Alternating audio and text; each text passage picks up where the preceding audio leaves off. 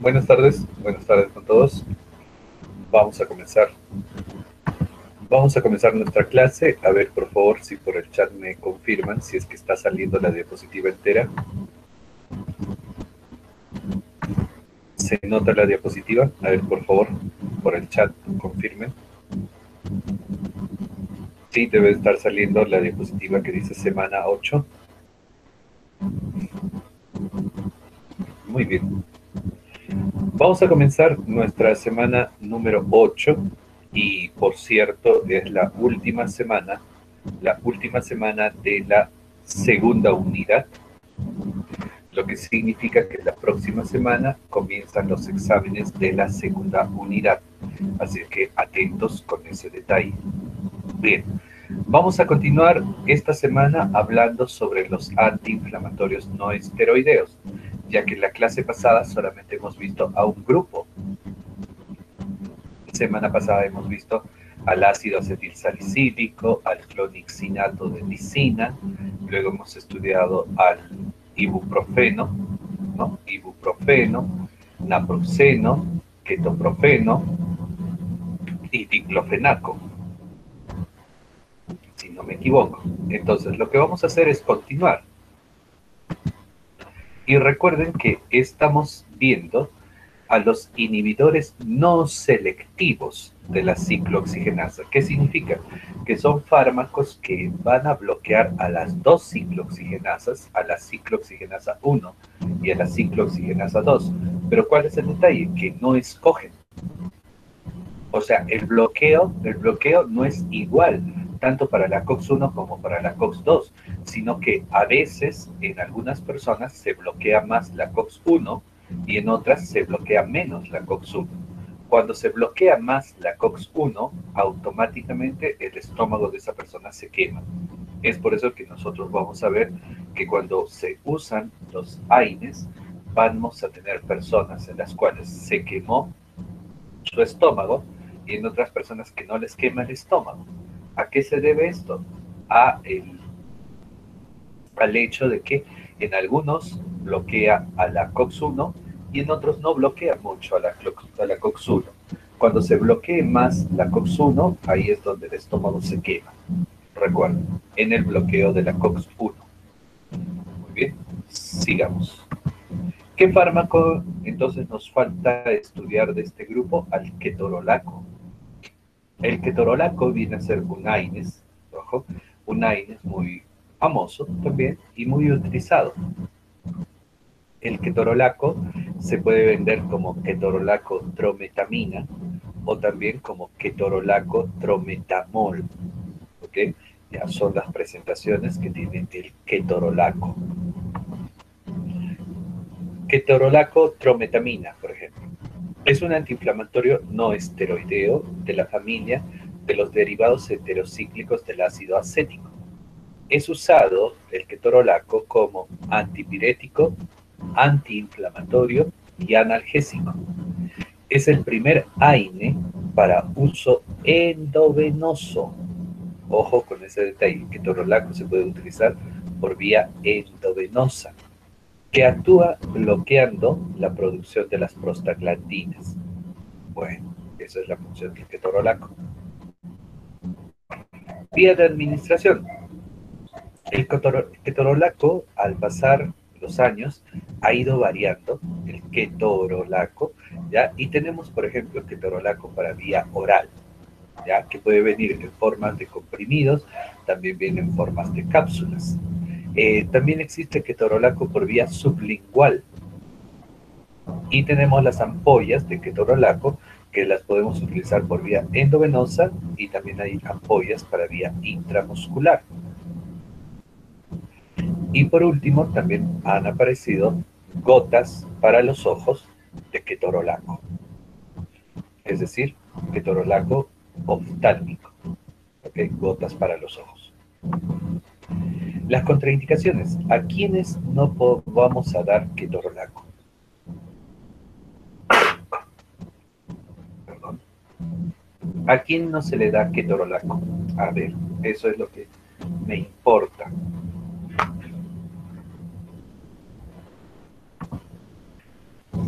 No vamos a usar ketorolaco en pacientes que tengan úlcera, ya sea úlcera a nivel del estómago o úlcera a nivel del intestino.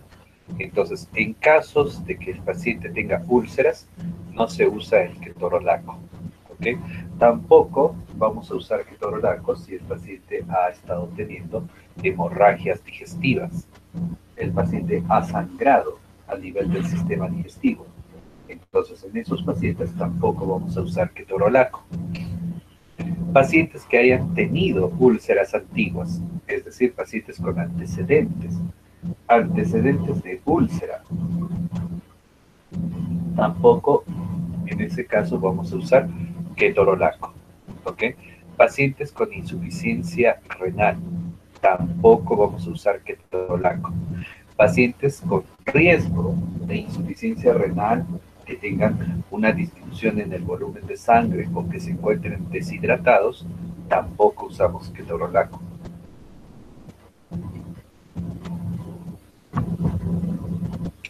En el parto tampoco se puede utilizar ketorolaco. Luego, aquí más, en pacientes alérgicos, de pronto el paciente es alérgico al ketorolaco, entonces en pacientes alérgicos tampoco vamos a usar ketorolaco. En pacientes con alergia al ácido acetilsalicílico o a cualquier otro AINES, tampoco ketorolaco. Y no se administra en niños que han sido operados de las amígdalas. No se usa el ketorolaco. Ahora, ¿por qué? Porque el ketorolaco, aparte de ser analgésico, antiinflamatorio, el ketorolaco es antiagregante plaquetario, lo que significa que el ketorolaco, cuando entra a nuestro cuerpo, ¿qué es lo que va a suceder? Va a bloquear el trabajo de las plaquetas. Las plaquetas no van a funcionar. Por lo tanto, la sangre no va a coagular. Y si la sangre no coagula, el paciente va a tener hemorragias. Entonces, ese es el problema con el ketorolaco. Por eso está prohibido el ketorolaco dar antes de una operación o durante la operación. No le puedes dar ketorolaco porque el paciente va a sangrar, el paciente puede tener hemorragias. Lo mismo si el paciente tiene algún problema en el cerebro y de repente el paciente está sangrando a nivel del cerebro, no le puedes dar ketorolaco. Ojo, porque el ketorolaco le va a provocar más sangrado, más hemorragia. ¿Estamos? Igual, ¿no? Si el paciente tuvo una úlcera en el estómago, por ejemplo, y está sangrando por el estómago, tú le das ketorolaco y por lo tanto el sangrado va a aumentar. Ese es el detalle.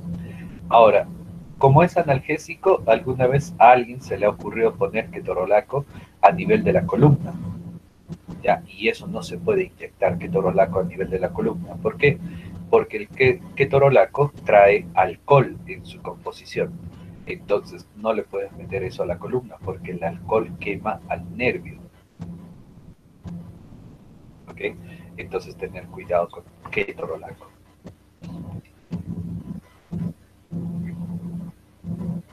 El ketorolaco se debe de utilizar en periodos de tiempo cortos, hasta un máximo de 5 días nada más.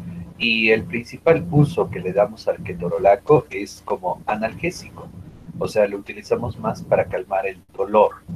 ¿Ok? Obviamente que el ketorolaco también puede ser antiinflamatorio, cierto, pero nos hemos acostumbrado a utilizar más ketorolaco como analgésico. ¿Ok?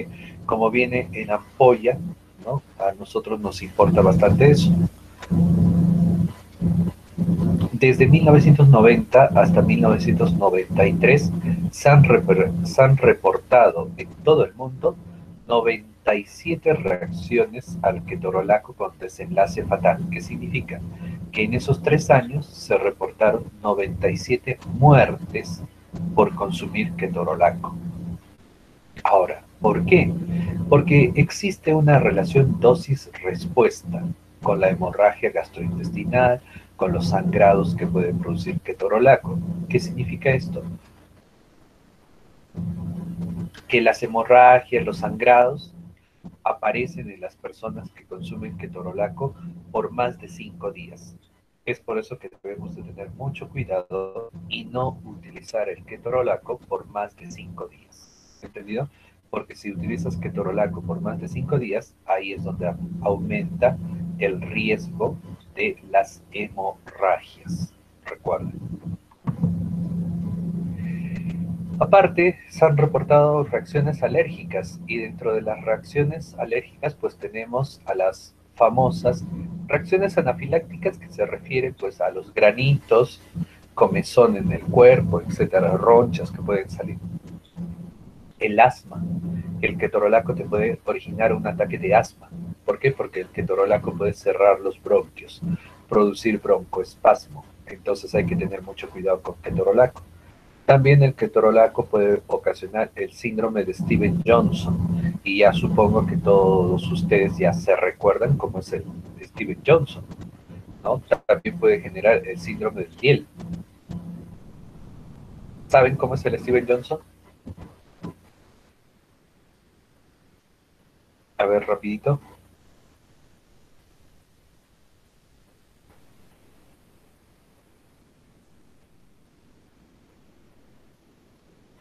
Bueno,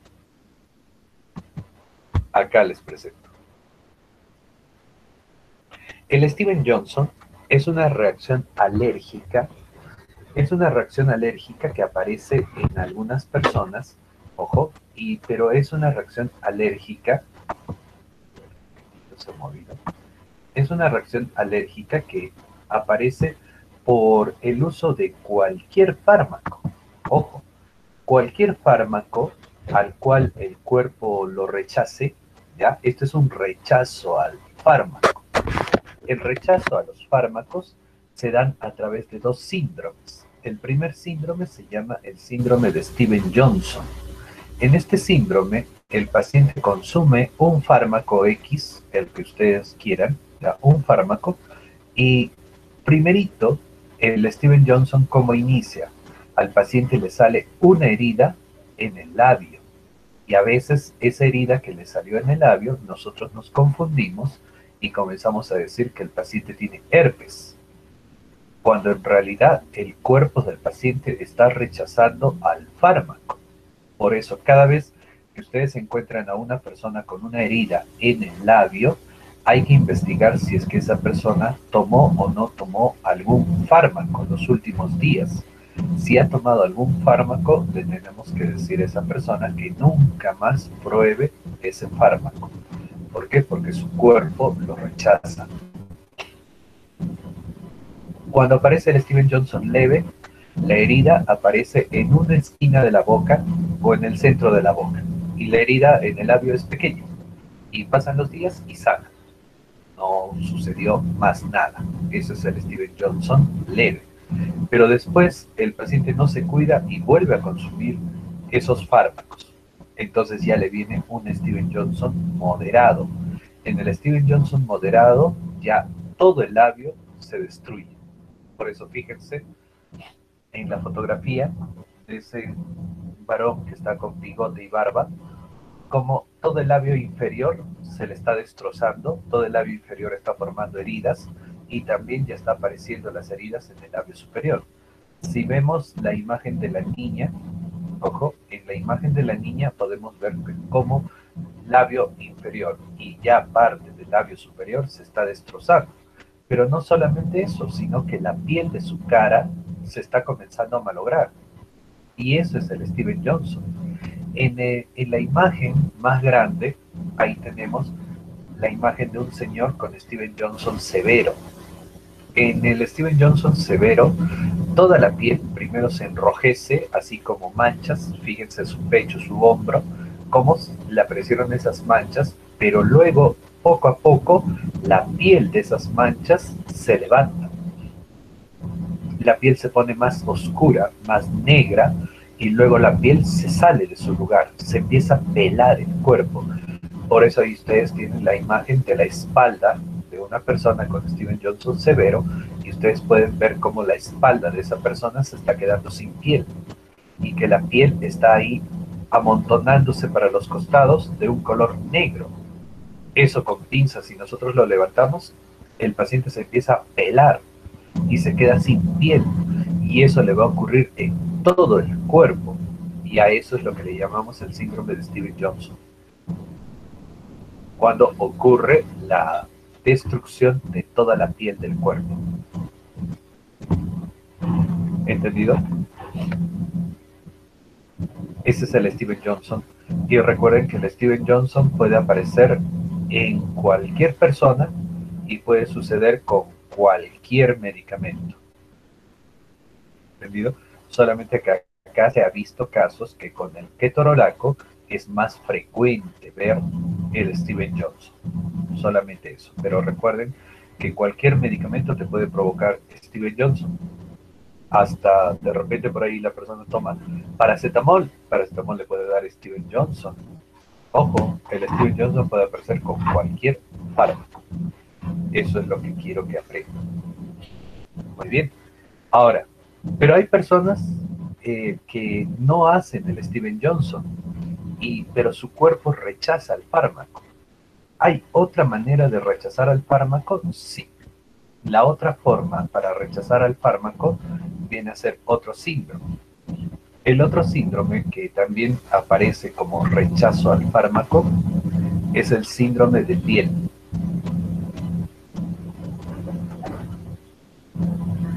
Síndrome de Diel. ¿En qué consiste el síndrome de Diel? El síndrome de Diel, jóvenes, es también una forma de rechazo al fármaco. Pero ¿qué ocurre en el cuerpo del paciente? En el cuerpo del paciente lo que va a suceder es que empieza a formarse en todo el cuerpo ampollas, bolsas con agua. Esas ampollas crecen y se revientan. Y cuando la ampolla se revienta, ese pedazo de piel se le sale. Y así toda la piel del paciente forma ampollas. Al inicio pueden ser casos leves y solamente le aparecen ampollas en pequeños lugares. Hasta incluso nos podemos confundir con el Stevens-Johnson. ¿Por qué? Porque de un día para otro le vemos el labio al paciente y en su labio se ha formado un globo con agua. Una ampolla está en su labio. Ese es un síndrome de Diel, porque el síndrome de Diel forma ampollas y luego esa ampolla revienta y se forman las heridas. ¿Me entienden?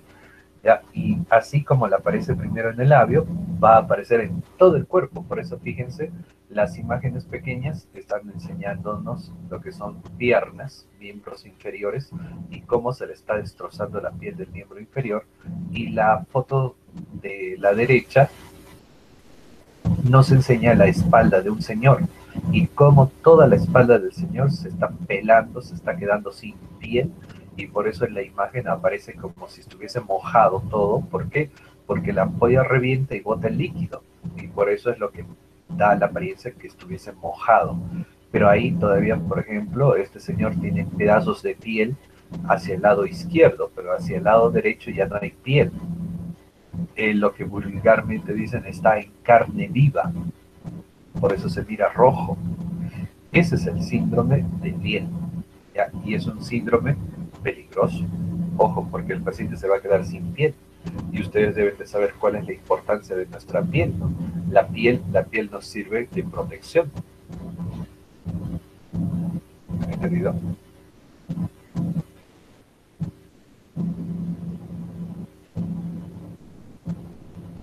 ¿Están entendiendo? ¿Entendieron lo que son estos dos síndromes de rechazo?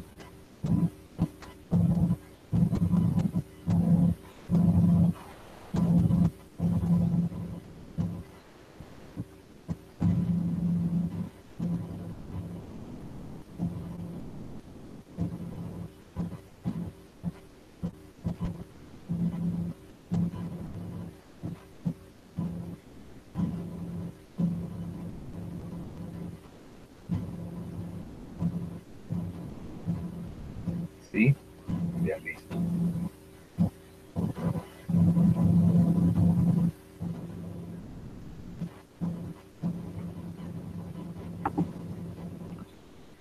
Ahora, los efectos adversos del ketorolaco se han reportado, por ejemplo, retención de líquidos, edema, con el uso del ketorolaco y por lo tanto se debe de utilizar con mucho cuidado el ketorolaco en casos de problemas a nivel del corazón, en casos de problemas de presión alta, ¿entendido?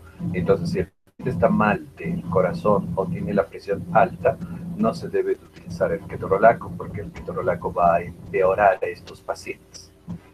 Cuando se aplica en el ojo el ketorolaco, el paciente siempre va a sentir una sensación de quemazón.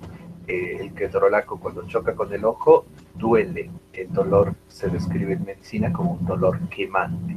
Pero a los segundos, entre 4 a 5 segundos después de aplicar el ketorolaco en el ojo, desaparece ese malestar.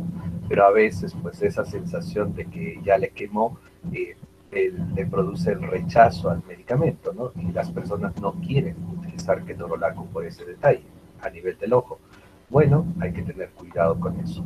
Y si van a vender ketorolaco para el ojo, hay que avisar a la persona pues que cuando se eche la gota le va a arder. Y que eso sucede siempre, para que la persona no se asuste. ¿Ok? Listo. ¿Alguna consulta sobre ketorolaco?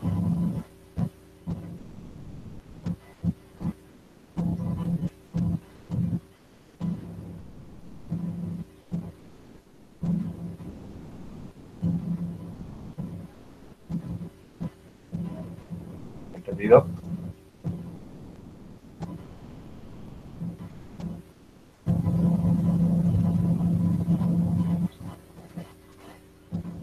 Siguiente. Piroxicam.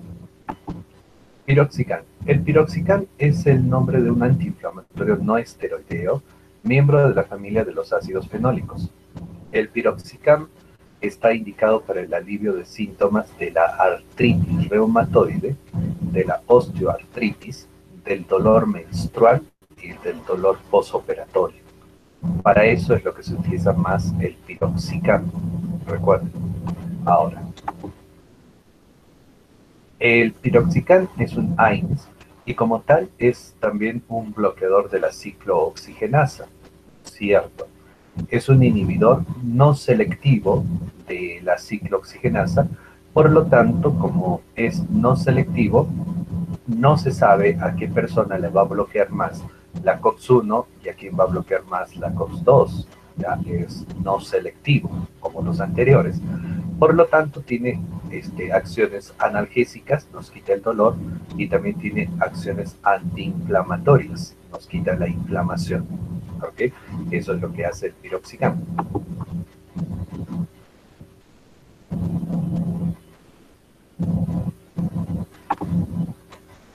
Las aplicaciones. Bueno, como les decía al inicio, ¿en qué casos se utiliza más este fármaco, el piroxicam? El piroxicam se utiliza más en casos de artritis reumatoide, ojo, artritis reumatoide, y en casos de osteoartritis, ¿ok? Artritis reumatoide y en casos de osteoartritis, ¿ok? Las dosis diarias de piroxicam son de 20 miligramos dividido en dos partes, es decir, le podemos dar 10 miligramos cada 12 horas, ¿ya? Y el efecto se observa para que ya desaparezca todo el dolor de la articulación. El paciente debería de consumir el piroxicam por lo menos 2 semanas, ¿entendido? Así que piroxicam nosotros lo utilizamos más para problemas reumatológicos, es decir, problemas a nivel de las articulaciones, ¿entendido? ¿Y para qué más? Aparte de los problemas reumatológicos, para problemas musculoesqueléticos, dolores a nivel de los músculos, a nivel de los huesos. También se utiliza para la dismenorrea, cólicos menstruales. En problemas postoperatorios, difícil, se podría utilizar, pero es difícil que el médico recete el piroxicam para quitarle el dolor de la operación. Para eso el médico está recetando otros fármacos que ya vamos a ver. En casos de gota, ¿se podría utilizar el piroxicam? Sí, se habla de que podría ser utilizado, pero vamos a aprender que hay un AINES llamado indometacina, y la indometacina es el AINES indicado para la gota.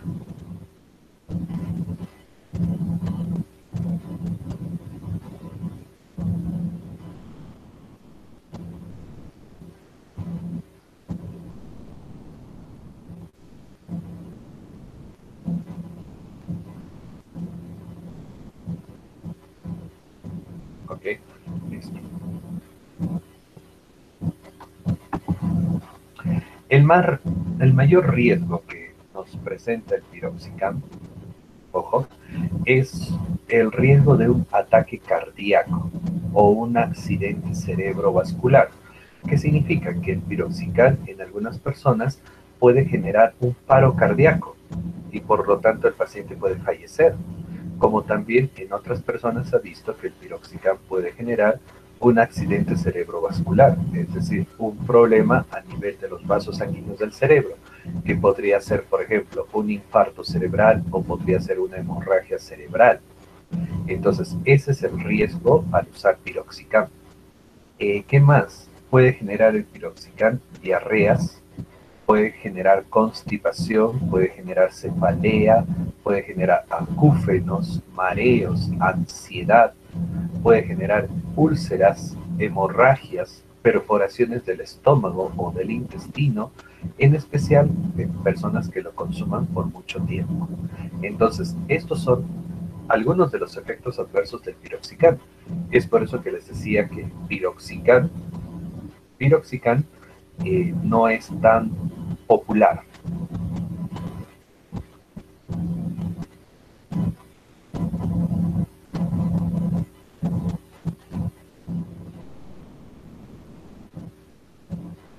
¿Okay? No es tan popular por estos detalles. ¿Okay? Así que eso con respecto al piroxicam. Ahora, otro fármaco que justo les acababa de mencionar, creo, es la indometacina. ¿Okay? Esta indometacina, jóvenes, es otro fármaco de la familia de los AINES. Es un derivado indol metilado. ¿Y qué es lo que hace la indometacina? Inhibe la producción de prostaglandinas, es decir, bloquea la producción de prostaglandinas, por lo que se indica para el alivio del dolor. La indometacina se utiliza para controlar el dolor, para controlar la fiebre, para controlar la inflamación. Dolor, fiebre, inflamación. Ahora, ¿en qué caso se utiliza la indometacina? La indometacina se utiliza en pacientes con problemas osteoarticulares. Es decir, la indometacina se utiliza en problemas reumatológicos, enfermedades que ataquen a las articulaciones, a los tendones, a los ligamentos, a los músculos, a los huesos. ¿Me entienden? En esos casos se utiliza la indometacina y trabaja muy bien. En especial la indometacina se utiliza en casos de una enfermedad llamada gota. Recuerden eso, en gota. También en algunos casos se ha visto que la indometacina podría ayudar a bajar la fiebre en cáncer. Cuando el paciente tiene cáncer y tiene fiebre, el paciente con cáncer le podríamos dar indometacina y la indometacina le ayuda a disminuir la fiebre en el cáncer. ¿Okay? Entonces ahí tenemos ese uso. Bien, eso entonces recuerden con respecto a la indometacina. La actividad de la indometacina se logra por su capacidad de inhibir, es decir, bloquear a la ciclooxigenasa. Ahora, ¿cuál es el detalle? Que es no selectivo, lo que significa que puede bloquear a la COX-1 como puede bloquear a la COX-2. El problema de los no selectivos es de que no se sabe en qué persona bloquea más a la COX-1 o bloquea menos a la COX-1. ¿No? Eso es lo que no se sabe de los no selectivos. Por eso decimos que si bloquea más a la COX-1, se quema el estómago. Bloquea poco a la COX-1, no se quema el estómago. Y se supone que eso se aplica para todos los AINES no selectivos. ¿Ok?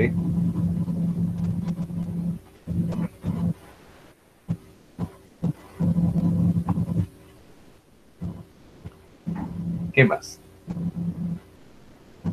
La indometacina puede bloquear la respuesta inflamatoria del organismo. ¿Por qué? Porque la indometacina puede atravesar la barrera articular inhibiendo el desarrollo de la artritis. Y ese viene a ser una ventaja que tiene la indometacina, que la indometacina puede ingresar a las articulaciones. La indometacina puede atravesar la pared de la articulación. Y por eso es lo que la indometacina es muy buena para controlar los problemas articulares. ¿Entendido? Porque la indometacina entra a la articulación. Aparte de eso, se supone que como la indometacina nos quita el dolor, la indometacina es analgésico, pero también la indometacina es antiinflamatorio. Entonces, analgésico antiinflamatorio, muy bueno para las articulaciones dañadas. Le quita el dolor y le quita la inflamación. Es por eso que la indometacina es buena para esas patologías, para las patologías que afectan a las articulaciones. Ahora, lo malo de la indometacina, ¿cuál es? Lo malo de la indometacina es de que va a quemar el estómago si es que se bloquea más la COX-1. Por lo tanto, la indometacina puede generar gastritis, puede generar úlcera gástrica y también podría malograr el riñón. ¿Entendido? Esa es la parte mala de la indometacina. ¿Ok? Y esas vendrían a ser las reacciones adversas, ¿no?, de la indometacina: el daño en el estómago y el daño en el riñón. Ahora, las indicaciones. ¿Cuáles son las indicaciones? Las indicaciones son neuralgia del trigémino, es decir, cuando el paciente tiene problemas a nivel del nervio trigémino, para el dolor e inflamación de las enfermedades reumáticas. Las enfermedades reumáticas, ¿quiénes son? Las enfermedades que atacan a las articulaciones. Esas son las enfermedades reumáticas. En especial, ¿para qué enfermedad les dije? Para la gota. Ahí está escrito, gota aguda. ¿Okay? También la indometacina podría servir para controlar la dismenorrea, es decir, los cólicos menstruales, ¿sí? Luego, la indometacina también se utiliza para cerrar el conducto arterioso. El conducto arterioso viene a ser una arteria que solamente existe en los fetos. Ojo, solo existe en el feto. Y cuando el ser humano nace, automáticamente el conducto arterioso se debe de cerrar y desaparecer. Y eso ocurre justo cuando el bebé llora por primera vez. Ahí automáticamente se le cierra el conducto arterioso. Pero se ha visto casos en los cuales este conducto arterioso no se cierra, entonces le genera problemas a nivel del corazón. Entonces, ¿qué hacemos? Le damos a ese bebé indometacina y la indometacina puede cerrar el conducto arterioso. ¿Para qué más sirve la indometacina? Como tocolítico. ¿Tocolítico qué significa? Que le quita las contracciones al útero. Por lo tanto, imagínense que la mujer esté en trabajo de parto y le das indometacina. ¿Qué va a hacer la indometacina? Le va a quitar las contracciones al útero y por lo tanto esa mujer no va a tener parto. ¿Por qué? Porque el parto sucede cuando el útero se contrae. Y si tú le das indometacina, el útero ya no se va a contraer. ¿Entendido? Y eso es la parte mala de la indometacina, ¿no?, que es tocolítico y te quita la contracción uterina. ¿En qué otro caso? Bueno, repitiendo lo que ya les había mencionado, la indometacina se va a utilizar en dolor articular. ¿Entendido? En dolor articular.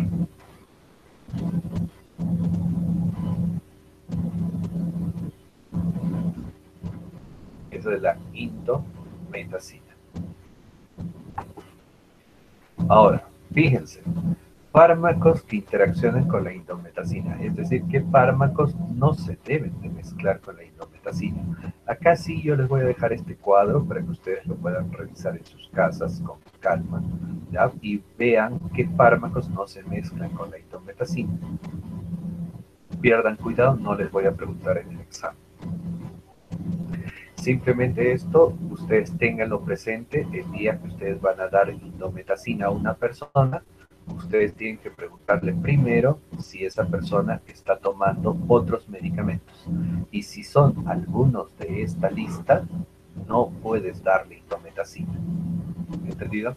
¿Por qué? Porque al mezclarse con estos medicamentos pueden aumentar las reacciones adversas de la indometacina. Por ese detalle hay que tener cuidado al dar indometacina. ¿Ok? Las reacciones adversas, bueno, las reacciones adversas, si nosotros vemos el cuadrito, las más frecuentes de las reacciones adversas con indometacina, fíjense, a nivel del aparato digestivo, lo muy frecuente, ¿cuál es? Diarrea. En segundo lugar, lo frecuente es úlcera gastrointestinal, hemorragia digestiva. Los supositorios de indometacina pueden causar irritación rectal y hemorragias rectales, entonces hay que tener cuidado con eso.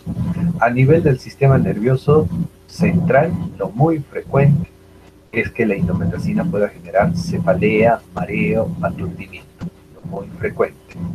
Y después, lo demás son raros o pocos frecuentes que ya no nos interesan. ¿Entendido?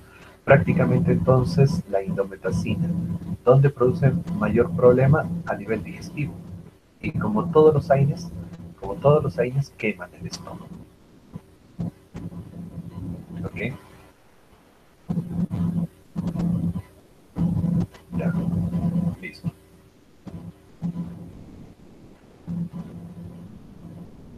Digamos. Indometacina, contraindicaciones en ancianos.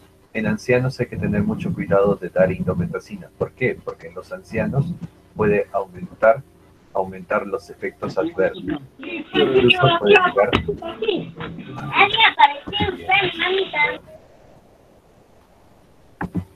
Después van a decir que yo no soy. ¿No? Y así la señorita Ramos Urichaki vuelve a activar su micrófono, la voy a sacar del audio. Ojo, estoy avisando. En los ancianos, les decía, la indometacina va a generar efectos adversos graves. Incluso puede llegar a morir el anciano. ¿Por qué? Porque en los ancianos se quema mucho más rápido el estómago. Se quema tanto que puede perforar y termina con una hemorragia digestiva. Entonces, por eso hay que tener mucho cuidado con la indometacina en los ancianos. En casos de alergia, es mejor tener mucho cuidado y no dar indometacina si el paciente tiene mucha alergia. ¿Por qué? Porque puede aparecer pues casos de asma, angioedema, urticaria, rinitis, y lo más triste sería que aparezca pues el Steven Johnson, ¿no? O el síndrome de Liel. ¿Por qué? Porque esas son reacciones de rechazo, son alergias que el paciente tiene a los fármacos. ¿Ya? En el caso del embarazo y lactancia está prohibido. Y prácticamente ya les comento que todos los AINES están prohibidos en el embarazo. Todos los AINES. Ningún AINES tú puedes darle a una embarazada. ¿Entendido? Los AINES están prohibidos de usar en el embarazo. ¿Qué más? Hay que tener cuidado de dar indometacina en pacientes que tengan problemas en la coagulación. Si el paciente tiene problemas de coagulación, no le puedes dar indometacina. Tampoco vas a darle indometacina en pacientes con problemas en el riñón. El paciente tiene una enfermedad a nivel del riñón, no puedes darle indometacina. El paciente tiene problemas a nivel del corazón, no se le da indometacina. ¿Entendido? Pacientes que tienen úlcera en el estómago, no se le da indometacina. Y jamás se usa los AINES mezclados con corticoides. ¿Por qué? Porque recuerden que los corticoides queman el estómago y los AINES queman el estómago. Entonces jamás se les ocurra mezclar corticoides con AINES. ¿Ok? Porque si no, pobre estómago. El estómago del paciente es el que va a pagar las consecuencias de esa mezcla. ¿Ok? Cambiamos ahora de grupo de AINES. ¿Ya? Los que hemos visto hasta el momento, desde la semana pasada hasta ahora, eran los inhibidores no selectivos de la ciclooxigenasa. Inhibidores no selectivos, lo que significaba que bloqueaban tanto a la ciclooxigenasa 1 como a la ciclooxigenasa 2. En cambio, los que vamos a empezar a ver ahorita son inhibidores inhibidores preferenciales. Ojo, acá hay un error, por favor. Acá debe de decir inhibidores preferenciales de la ciclooxigenasa 2. ¿Qué significa esto? Y acá sí está bien. Inhibidores preferenciales de la ciclooxigenasa 2. ¿Qué significa? Que estos fármacos prefieren bloquear más a la ciclooxigenasa 2. Ah, interesante, interesante. ¿Por qué? ¿Por qué interesante? Porque si bloquean más a la ciclooxigenasa 2, el estómago no se va a quemar mucho, ¿cierto? No se va a quemar mucho. Ojo, ya, que bloquea a la 1, a la COX-1, a la COX-2, sí, pero prefiere a la COX-2, lo que significa que estos fármacos bloquean más a la COX-2. Esa es la diferencia con los otros AINES que hemos estudiado. Entonces, vemos este gráfico que ya es conocido por ustedes y ahí yo estoy colocando que bloquea a la ciclooxigenasa 1 y bloquea a la ciclooxigenasa 2, ¿cierto? Pero se supone que el bloqueo es mayor hacia la ciclooxigenasa 2, por eso se le dice que es preferencial de la ciclooxigenasa 2. ¿Ok? Así, preferencial. ¿Entendido? A la ciclooxigenasa 1 la bloquea menos y a la ciclooxigenasa 2 la bloquea con mayor intensidad. Esto es el mecanismo. Ahora, primer fármaco que existe. El primer fármaco que existe como preferencial para la COX-2 es la nimesulida. Nimesulida. Nimesulida nos dice, es un antiinflamatorio francamente COX-2 selectivo, es decir, escoge más a la COX-2, con efecto analgésico y antipirético. Pertenece a la familia de las sulfonamilidas. Sulfonamilidas. Está aprobado como indicación para el tratamiento del dolor agudo, también para la osteoartritis y la dismenorrea, y se utiliza nimesulida en mayores de 12 años. ¿Por qué? Se ha visto que la nimesulida es una sustancia hepatotóxica. Entonces, como es hepatotóxica, la nimesulida malogra el hígado. Se malogra el hígado. Entonces, ¿qué se ha descubierto? Pues este daño hepático con nimesulida. Por eso algunos países han prohibido la venta de nimesulida. Y hay otros países que dicen, ya, vamos a usar nimesulida, pero a partir de los 12 años. En menores de 12 años no la hay que dar porque el daño en el hígado es muy fuerte. Entonces hay países que permiten que se venda nimesulida, pero hay otros países que sí, tienen prohibida la venta de nimesulida. ¿Por qué es esto? Por el daño a nivel del hígado. ¿Entendido? Daño a nivel del hígado. En México, fíjense, en México suspendió la comercialización de este medicamento para uso pediátrico a partir del 24 de octubre del 2012. Ojo, entonces, desde el 24 de octubre del 2012, México dijo que ya no se iba a vender nimesulida para niños. En los adultos sí se seguía utilizando.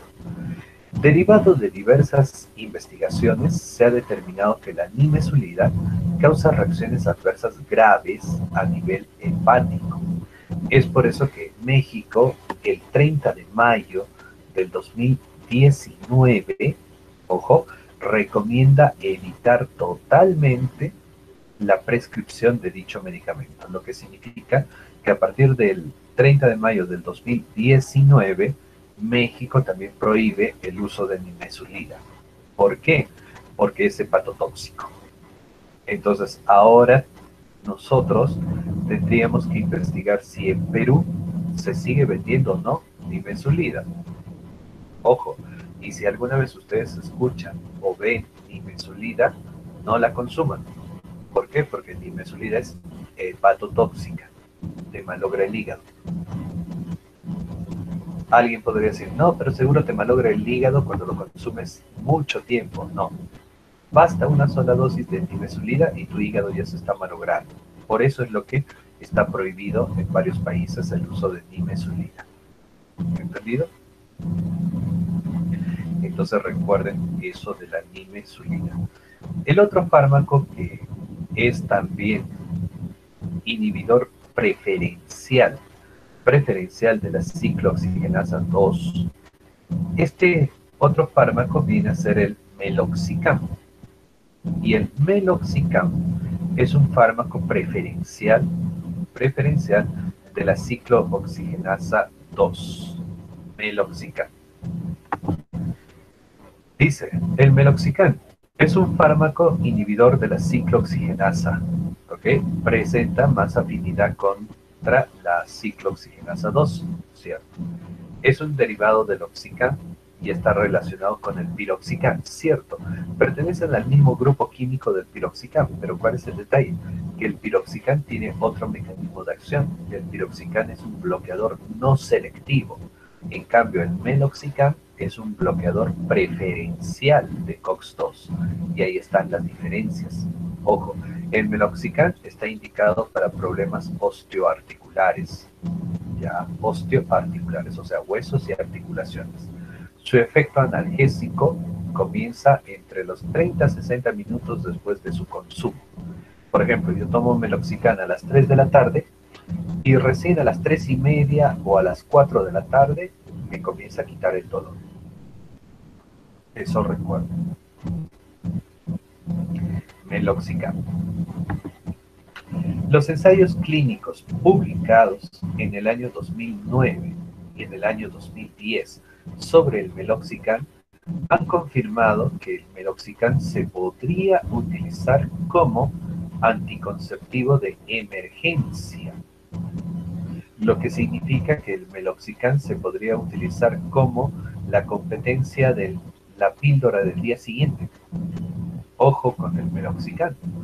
Según Horacio Croxatto, del Instituto Chileno de Medicina Reproductiva, si nuevos estudios corroboran estos hallazgos, podríamos reemplazar las píldoras de emergencia, las píldoras del día siguiente, por meloxicam. Entonces se supone que se está pendiente de esta respuesta, de este resultado, para saber si el meloxicam lo podemos utilizar o no como píldora del día siguiente. ¿Entendido? Y aquí eso es lo interesante de este meloxicam. Meloxicam pertenece al grupo de los ácidos fenólicos, está relacionado con el piroxicam, pero meloxicam posee una baja incidencia de efectos secundarios gastrointestinales, que significa que el meloxicam no quema el estómago. Y cierto, meloxicam no va a quemar el estómago. ¿Por qué? Porque no bloquea mucho a la COX-1. El meloxicam es preferencial de COX-2, bloquea más a la COX-2. Entonces por eso no se quema el estómago. Este fármaco posee cualidades antiinflamatorias, ya te quita la inflamación, analgésicas, te quita el dolor, y antipiréticas, te quita la fiebre. Eso es lo que nosotros vemos con el meloxicam. El riesgo de sufrir los efectos secundarios es más bajo que el relacionado con el uso de otros AINES como el diclofenac o naproxeno piroxicam. Cierto, con el meloxicam el estómago no se va a quemar. ¿Por qué? Porque no bloquea la COX-1. Y si la bloquea en mínima cantidad. Y es por eso que el meloxicam no va a quemar el estómago. Tampoco el meloxicam va a interferir en el trabajo de las plaquetas. ¿Por qué? Porque como no bloquea la COX-1, va a seguir existiendo el tromboxano. Y si sigue existiendo tromboxano, la sangre va a seguir coagulando. Entonces se supone que no va a haber problemas de coagulación con el meloxicam. Ojo, ¿por qué? Porque no está bloqueando a la COX-1. Porque no hay problemas de coagulación. Los posibles efectos secundarios cardiovasculares de estos mecanismos pueden ser graves. Sí, el problema del meloxicam es que puede dañar el corazón, ¿ya? Y ahí vamos a aprender eso, ¿ya? El meloxicam hay que tener mucho cuidado con el corazón. ¿Por qué? Porque puede dañar el corazón meloxicam. Como bloquea más a la COX-2, recuerden, Como bloquea más a la COX-2, va a desaparecer la prostaciclina. Y si desaparece la prostaciclina de la COX-2, las arterias se cierran. Recuerden, por eso es lo que el meloxicam puede causar más daño a nivel del corazón. Ojo, porque bloquea más a la COX-2. Ahora, volvemos a repetir lo que habíamos dicho hace un instante. En el año 2009 hasta el 2010 se ha estado confirmando de que el meloxicam pues tiene eficacia como anticonceptivo de emergencia. Se supone que el meloxicam bloquea más a la COX-2 y se supone que por ese bloqueo a nivel de la COX-2 va a bloquear la ovulación. ¿Entendido? Y se supone que si se bloquea la ovulación, el óvulo no va a salir. Y si no sale el óvulo, no hay embarazo. Entonces, por eso es lo que el meloxicam se está intentando utilizar como anticonceptivo. ¿Por qué? Porque el meloxicam bloquea la ovulación. Recuerden eso. Meloxicam puede bloquear la ovulación. ¿Ok? Y la ventaja frente a los otros anticonceptivos, ¿cuál sería? De que el meloxicam es AINES. En cambio, los otros anticonceptivos que existen, ¿qué cosas son? Son hormonas. Y como son hormonas, pues todas las hormonas siempre tienen reacciones adversas. En cambio, acá el AINES, siendo meloxicam, bueno, solamente deberíamos de tener cuidado de que el paciente no tenga problemas a nivel del sistema cardiovascular, ¿no? Que el paciente no tenga enfermedades en el corazón o las arterias, nada más. Y de eso deberíamos de tener cuidado para usar meloxicam. Eso recuerdo. Como anticonceptivo de emergencia, se puede consumir el meloxicam 30 miligramos durante 5 días después de haber tenido la relación sexual. 30 miligramos al día, ojo, durante 5 días después de haber tenido las relaciones sexuales sin protección. De esa manera se estaría evitando el embarazo en esta mujer. Eso es lo que han concluido los últimos estudios, ¿entendido? De que sí puede evitar el embarazo, el meloxicam. Así que hay que tener presente. Ya de repente de acá 1 año, 2 años, van a sacar ya los esquemas en los cuales van a dar meloxicam a las mujeres, o de repente ya debe de haber salido en el Ministerio de Salud. Ya, y así hay que estar pendientes con este detalle del meloxicam. El meloxicam no altera el sistema endocrino. Cierto, ¿por qué? Porque el meloxicam no es hormona. En cambio, cuando nosotros damos los otros anticonceptivos a la mujer, son hormonas y por lo tanto se va a alterar el sistema endocrino. Y más, con los otros anticonceptivos que son hormonas, se le altera la menstruación a la mujer. En cambio, este meloxicam, como no es hormona, no va a alterar la menstruación en las mujeres. Eso como diferencia del meloxicam frente a los otros anticonceptivos que existen.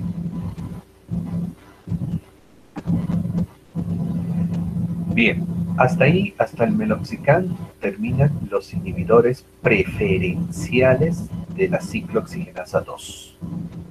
Inhibidores preferenciales de la ciclooxigenasa 2.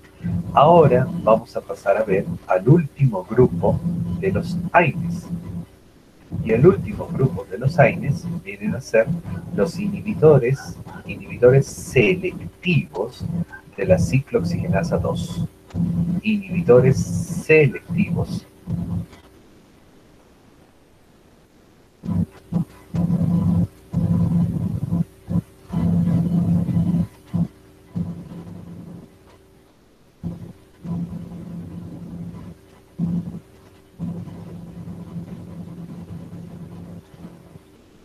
¿Ya?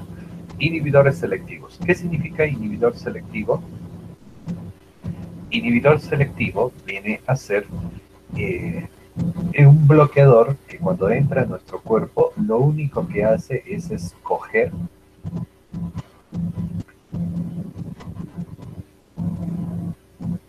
ojo, es escoger a la ciclooxigenasa 2.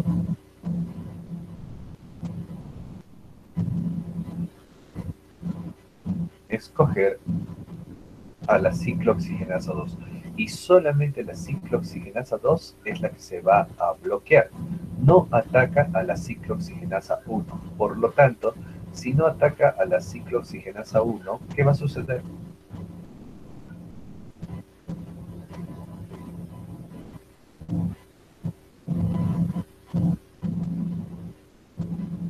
Si no ataca a la ciclooxigenasa 1, ¿qué va a suceder?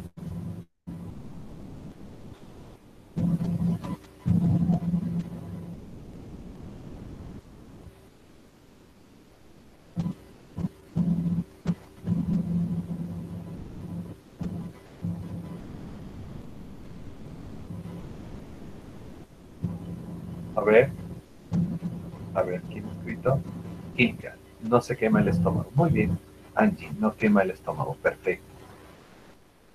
No quema el estómago.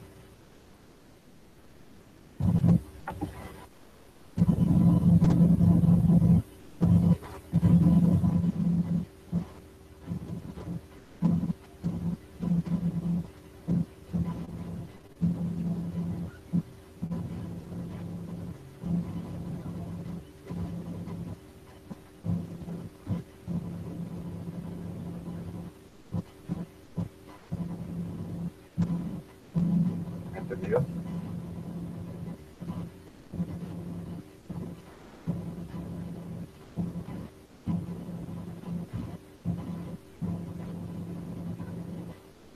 Bien, esa es la ventaja de estos. Esta es la ventaja de los inhibidores selectivos de la ciclooxigenasa 2, de que cuando entran en nuestro cuerpo escogen solamente bloquear a la ciclooxigenasa 2. Por lo tanto, estos fármacos dejan libre a la ciclooxigenasa 1.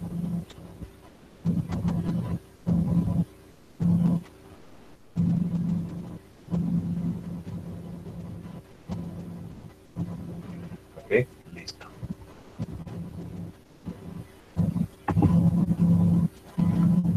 Inhibidores selectivos de la ciclooxigenasa 2.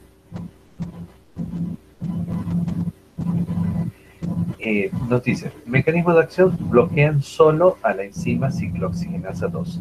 Por lo tanto, la ciclooxigenasa 1 seguirá funcionando de manera normal. Ya, esa es la parte buena, ¿no? De que no tocan a la ciclooxigenasa 1, solamente a la ciclooxigenasa 2. ¿Entendió?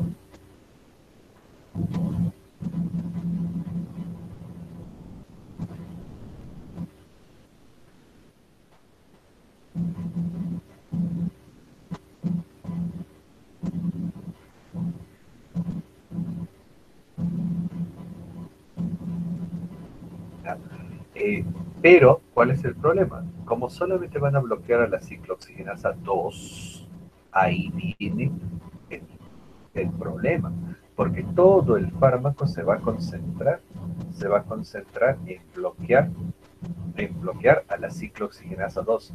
Por lo tanto, desaparece la ciclooxigenasa 2. ¿Y qué va a ocurrir? Al desaparecer la ciclooxigenasa 2, va a desaparecer también la prostaciclina y la prostaglandina de la ciclooxigenasa 2. Si desaparece la prostaglandina de la ciclooxigenasa 2, bacán, desaparece la inflamación, desaparece el dolor. Pero si desaparece la prostaciclina de la ciclooxigenasa 2, ¿qué va a suceder?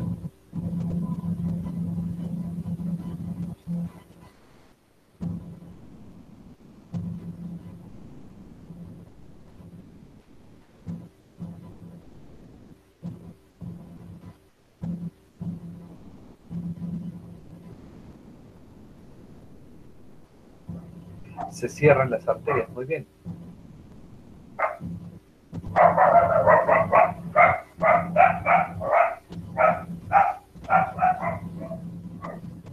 Entonces recuerden ese detalle. Ojo, el problema va a ser eso.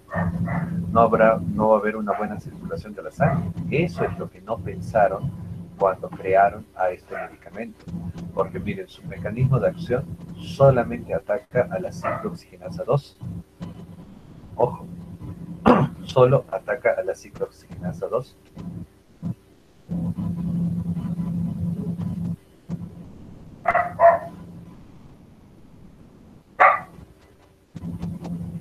¿Ok?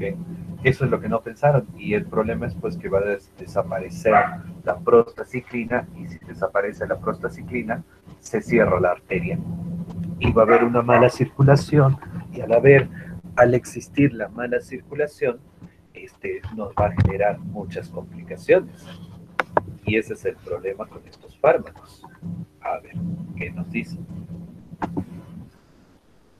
Este grupo de fármacos son conocidos como los COXIPs. Los COXIPs se escriben COXIBes.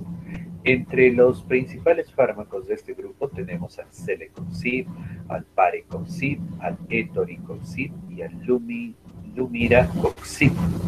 Son 4 fármacos, pero cuenta la historia que al inicio fueron 6 fármacos. Al inicio eran 6 fármacos, ojo, y vamos a ver esto. Hace años atrás existieron, aparte de esos 4 fármacos, existieron el Rofecoxib y el Valdecoxib. ¿Okay? Rofecoxib y Valdecoxib. ¿Y qué pasó?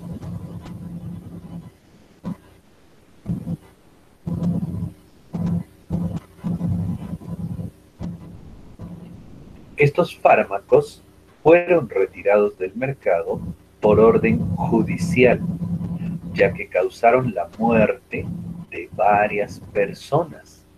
Es decir, antes, hace años atrás, más o menos les estoy hablando del año 2000, aparecieron estos fármacos, Rofecoxib y Valdecoxib. Fueron los 2 primeros fármacos que aparecieron en el planeta de esta familia, de los famosos COXIBs. ¿Y qué nos dijeron en esos años? Estos productos eran famosos porque nos decían no queman el estómago. Entonces la gente desesperada empezó a consumir estos productos. ¿Por qué? Porque les decían que no queman el estómago.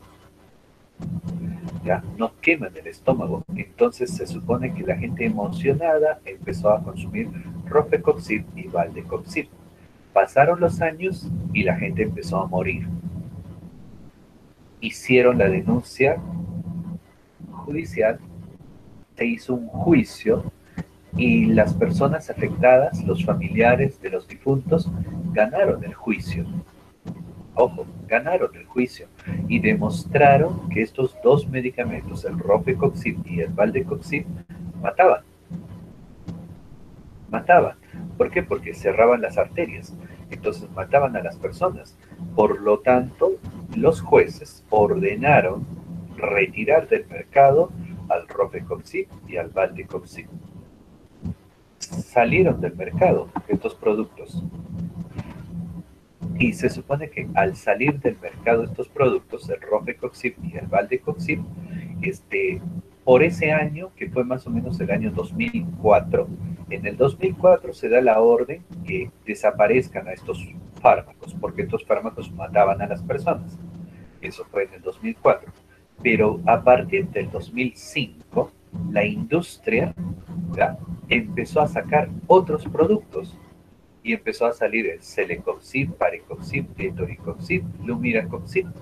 Lo que significa, y lo que fue muy cómico, es de que el juez les prohibió 2 fármacos y después de un año la industria, como perdió 2 fármacos, la industria sacó 4 fármacos. ¿Ya? Con diferentes nombres, pero todos con el mismo mecanismo de acción. Y todos el mismo mecanismo de acción de estos fármacos que mataron personas. Entonces, ¿qué quiere decir? Que si estos fármacos está comprobado que el Rofecoxib, Valdecoxib mata a la gente, sus derivados, el Celecoxib, Parecoxib, Lumiracoxib, Etoricoxib, ¿matarán a las personas o no?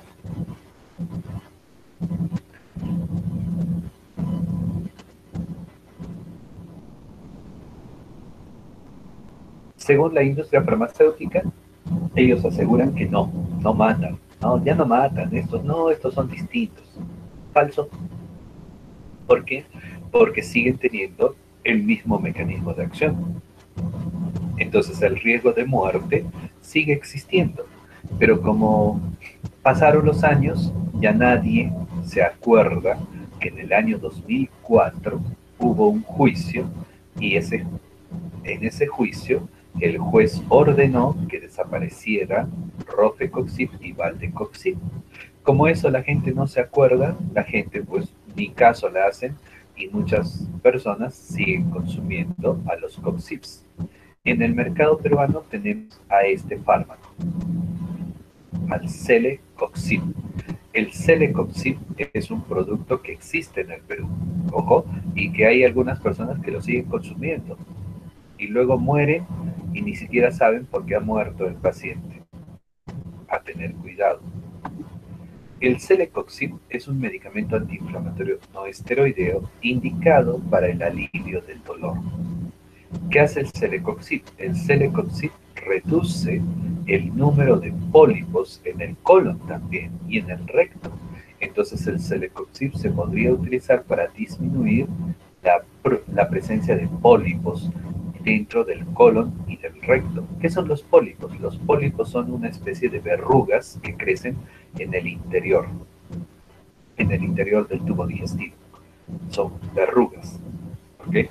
Ahora, ¿y por qué crecen estas verrugas? Por herencia. Esto es hereditario.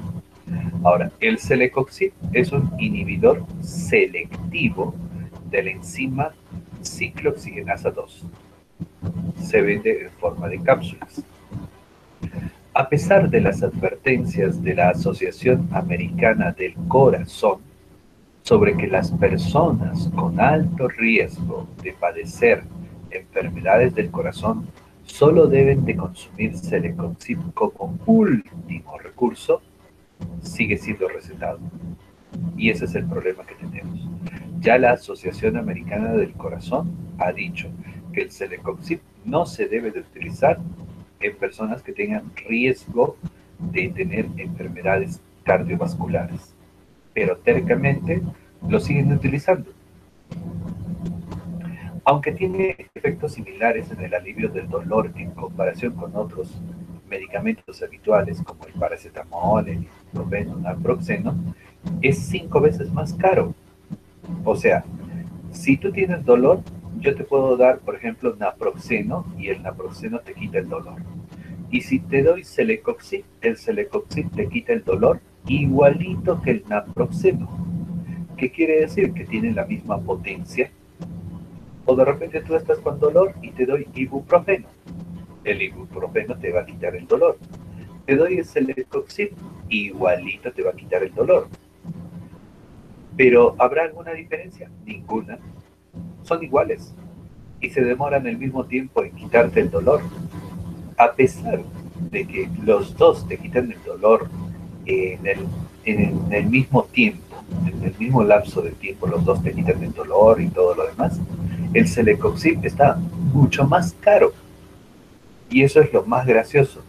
Un fármaco que es peligroso, que te puede matar y que tiene la misma potencia que los otros medicamentos, cuesta más. Y la gente tonta, que no sabe farmacología, se deja engañar y piensan que como cuesta más, es mucho mejor. Pero es totalmente equivocado. El Celecoxib es un inhibidor altamente selectivo de la enzima ciclooxigenasa 2, teniendo una selectividad 20 veces mayor por la ciclooxigenasa 2 que por la ciclooxigenasa 1. Conclusión, bloquea a la ciclooxigenasa 2. Por lo tanto, inhibe la producción de prostaglandinas, reduciendo la inflamación y el dolor. Y la ventaja es de que este Celecoxib no quema el estómago. Bueno, hasta ahí se supone que la industria farmacéutica hace su propaganda. Y cuando hace la propaganda del Celecoxib, la industria farmacéutica nos comienza a decir, este es el fármaco que no quema el estómago, no quema el estómago, y nos vende con ese nombre, que no quema el estómago. ¿ya? Y nosotros desesperados compramos Celecoxib porque dicen no quema el estómago. Pero en la propaganda, la industria farmacéutica no te avisa de que te puede matar. Y eso no sale en la propaganda. El Celecoxib es igualmente efectivo en la artritis reumatoide, en la osteoartrosis, que cualquier otro hay. Lo que significa que ventajas de usar Celecoxib, ninguna. Ojo, ¿por qué? Porque te quitan igual la inflamación y el dolor que cualquier otro medicamento hay. Como pertenece a las sulfonamidas del Celecoxib, este Celecoxib no se debe de utilizar para la piel. ¿Por qué? Porque todo lo que traigan sulfas malogran la piel del paciente. ¿Ok? Entonces, no es bueno para la piel. Celecoxib no afecta la agregación plaquetaria, ¿cierto? No le va a hacer nada a las plaquetas, por lo tanto la sangre va a seguir coagulando normal. Ahora, se continúa investigando al Celecoxib, ¿ya? ¿Por qué? Porque hasta la fecha la industria farmacéutica no acepta que el Celecoxib puede matar a las personas. Entonces, hasta la fecha se siguen haciendo los estudios de investigación para ver si el Celecoxib puede o no matar a la persona. Lo que sabemos hasta la fecha es de que según su mecanismo de acción, sí existe el riesgo, según su mecanismo de acción. Celecoxib muy rara vez causa edemas o trastornos renales. Sí, no ataca el riñón, no causa edema. Se ha documentado hipertensión arterial con el uso de este medicamento, ¿cierto? El Celecoxib puede subir la presión arterial. ¿Por qué? Porque desaparece la prostaciclina. Entonces puede aumentar la presión arterial. Las dosis habituales en adultos de Celecoxib es de 100 hasta 200 miligramos una o dos veces al día. Se recomienda siempre la menor dosis, ojo, la menor dosis, ¿para qué? Para evitar riesgos. Las indicaciones. Bueno, yo sinceramente como médico, yo nunca receto Celecoxib, ya para evitar el riesgo de muerte en la persona. Pero hay algunos médicos que siguen recetando Celecoxib. Ojo, ¿y para qué lo recetan? Para manejar el dolor por traumatismo, es decir, manejar el dolor a nivel de huesos, músculos, articulaciones. Para enfermedades reumáticas, es decir, enfermedades que atacan a las articulaciones. Para el dolor menstrual también se podría utilizar. Ojo, también se utiliza el Celecoxib para disminuir los pólipos que crecen dentro del intestino grueso. Entonces, para esos casos se está utilizando Celecoxib, ¿ok? Para esos casos. Pero hay que tener cuidado. De preferencia, no usen Celecoxib. En la práctica se indica el Celecoxib para pacientes que requieren alivio regular y a largo plazo de dolor. El alivio del dolor ofrecido por Celecoxib es muy similar al alivio del paracetamol. Es por eso que se debería de utilizar otros medicamentos en vez de Celecoxib. ¿Por qué? Porque su potencia, su eficacia es la misma que cualquier otro medicamento. Entonces no vale la pena utilizar Celecoxib para poder quitar la inflamación o el dolor de los pacientes. ¿Por qué? Porque eso fácil lo puedes conseguir utilizando otros medicamentos. Entonces esa es la parte que la gente no entiende. Los efectos adversos a nivel gastrointestinal no provoca nada. Ojo, no provoca nada. ¿Por qué? Porque no bloquean a la ciclooxigenasa 1. Entonces a nivel gastrointestinal no hay reacciones adversas. En lo que respecta a las alergias, sí. Los Celecoxib pueden generar reacciones alérgicas y como pertenecen a las sulfas, pueden ser alergia al AINES o alergia a las sulfas. Entonces hay que tener mucho cuidado. Y se ha visto que como pertenece a las sulfas son un grupo de medicamentos que provocan también el síndrome de Stevens-Johnson y el síndrome de Liel. Entonces hay que tener cuidado. Las personas podrían reaccionar mal al Celecoxib. A nivel del corazón, bueno, a nivel del corazón ya pues se supone que existe el temor de que causen una infarto o un derrame cerebral, ¿no? Como se le dice. Es por eso que el rofecoxib fue retirado en el 2004, justamente porque mataba a las personas. Pero a partir de esa fecha en adelante han aparecido otros fármacos diferentes a rofecoxib, ¿no? Apareció el celecoxib, por ejemplo. Pero en el año 7, la Asociación Americana del Corazón ha dicho que no utilicemos el celecoxib como primera opción en las personas que tengan factores de riesgo para el corazón. ¿Me entiendes? Es mejor cuando la persona tiene factores de riesgo cardiovasculares, es mejor utilizar otros medicamentos diferentes a los COXIPs. ¿Por qué? Porque los COXIPs pueden causar infarto o problema a nivel cerebral. Eso, recuerden. Ahora, el otro medicamento que existe en el mercado cubano es el etoricoxib. Etoricoxib.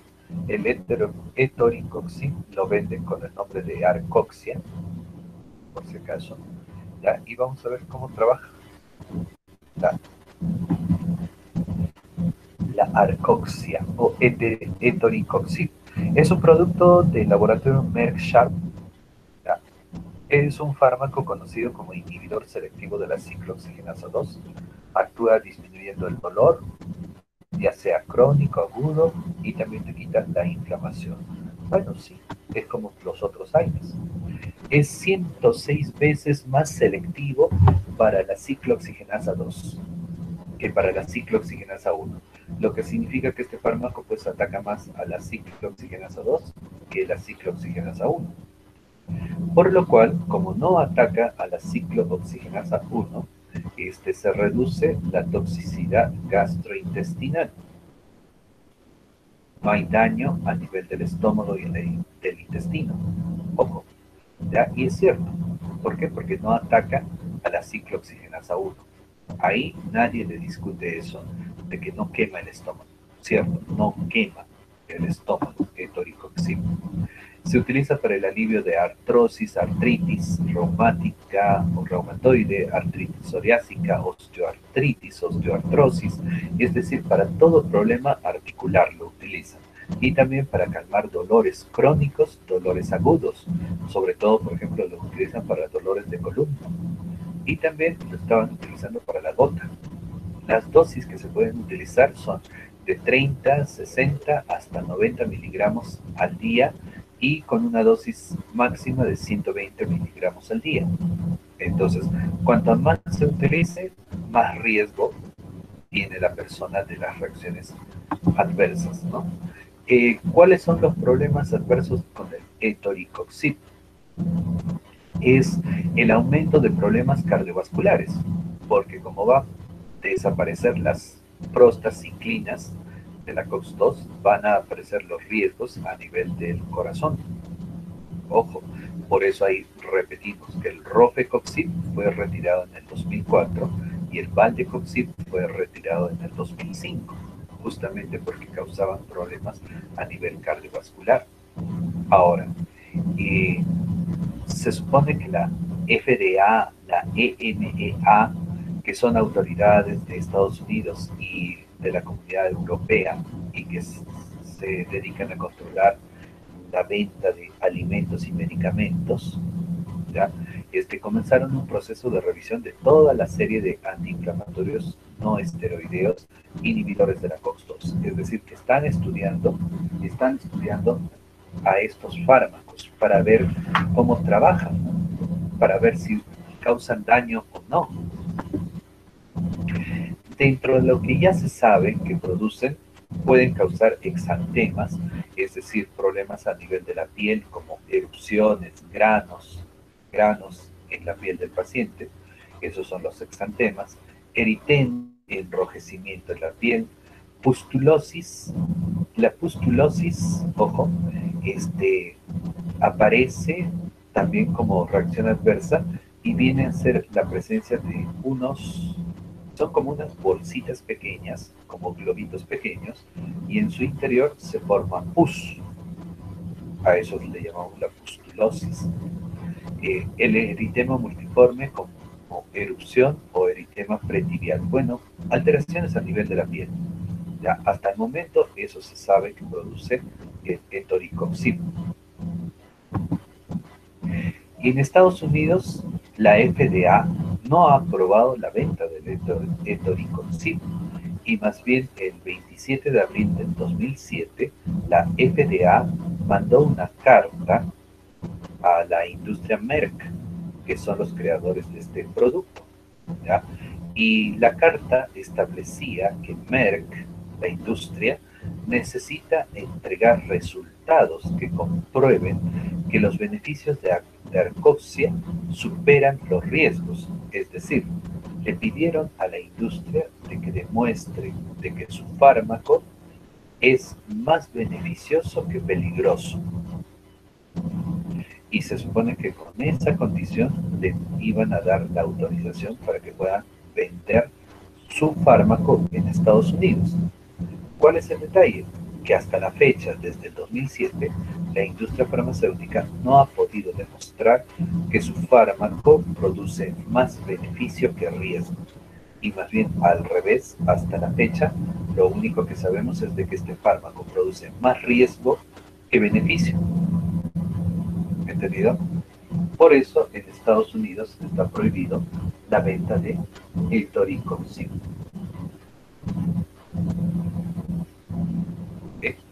Recuerden ese detalle.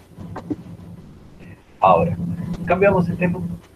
Así que los coxips ya van a quedar en la conciencia de ustedes para saber si van a recetar o no van a recetar los coxips. ¿Entendido? Ya eso queda en la conciencia de cada quien. Ahora, pero las clases pasadas habíamos mencionado que algunos grupos químicos de los AINES habían dejado de ser AINES. ¿Se acuerdan? Yo les dije que dejaron de ser AINES. ¿Y por qué dejaron de ser AINES? Dejaron de ser AINES, ¿por qué? Porque no quitan la inflamación, ¿cierto? No quitan la inflamación y por eso es lo que dejaron de ser AINES. Interesante, interesante. Ojo, no quitan la inflamación, por eso dejaron de ser AINES. Listo. Fármacos entonces. ¿Qué fármacos dejaron de ser AINES? Vamos a empezar con este primer fármaco muy famoso llamado el acetaminofén. El acetaminofén, que de repente ustedes lo conocen más como paracetamol. ¿Ok? Paracetamol. Se supone que hasta hace algunos años atrás el acetaminofén solamente existía por vía oral. ¿Ya? Vía oral. Paracetamol por vía oral. Por ahí decían que también había un supositorio, pero no fue muy exitoso. Ya había paracetamol por vía oral, había paracetamol por vía tópica, en ungüentos, en pomadas de paracetamol. Entonces se supone que de esa manera se vendía el paracetamol. Pero desde el año 2019 ya cambia la venta de paracetamol. ¿Y qué es lo que ocurre? Aparecen desde el 2019 las ampollas de paracetamol. Y acá vamos a observar esto, ¿ya? Fíjense acá. ¿Ya? Lo que les estoy presentando ahí son las ampollas de paracetamol. Y las ampollas de paracetamol vienen para uso endovenoso, por ejemplo. Estas de acá son endovenosas. ¿Ya? Y tenemos, por ejemplo, el paracetamol endovenoso se llama paracetamol Fresenius. Paracetamol Fresenius. Para adultos, 10 miligramos. 10 miligramos. Y para niños, perdón, estoy mal. Para adultos son 1000 miligramos en 100 mililitros, lo que significa que es un gramo en 100 mililitros. Esto para adultos. Para los niños son 500 miligramos en 50 mililitros. ¿Entendido? Entonces esta ampollita trae 50 mililitros y en su interior vienen 500 miligramos de paracetamol. En cambio, en esta ampolla grande trae 100 mililitros y está disuelto 1 gramo de paracetamol. ¿Entendido? 1 gramo. Estas son las ampollas endovenosas de paracetamol. Ahora, pero también ha salido el paracetamol B. Brown. Este paracetamol B. Brown trae 50 centímetros cúbicos y de 500 miligramos en 50 centímetros cúbicos. ¿Ya? Este B. Brown, este paracetamol, es un frasco que se utiliza para infusión endovenosa. ¿Qué significa? Que son como esos frascos de suero, ¿ya?, que se cuelgan todavía en el soporte de suero, acá está la cita, y conectamos el equipo de venoclisis a este frasco. Y se supone que a través de la vena le pasamos paracetamol en goteo. ¿Entendido? Entonces, esa es la novedad que existe con respecto al paracetamol. Antiguamente no existían estas ampollas. Estas ampollas han salido más o menos desde fines del 2018 a inicios del 2019.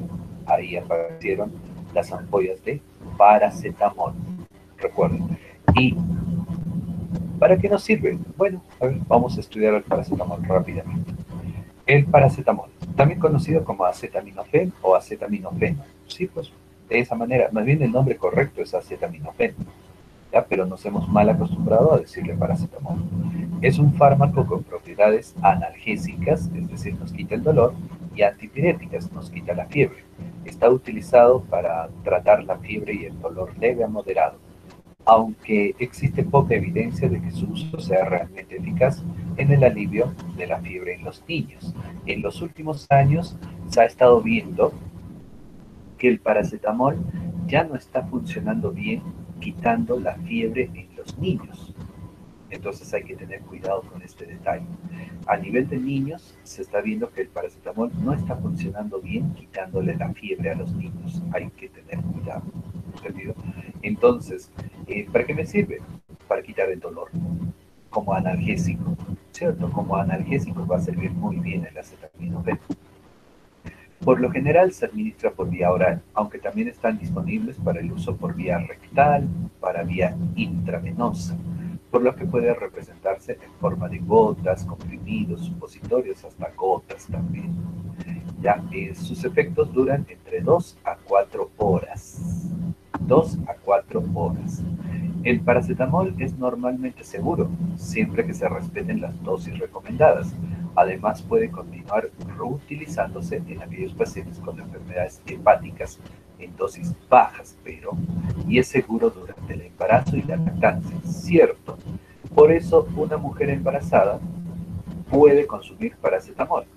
¿Por qué? Porque el paracetamol no produce ninguna malformación en el feto. Así que la mujer embarazada normal puede consumir paracetamol. ¿Entendido?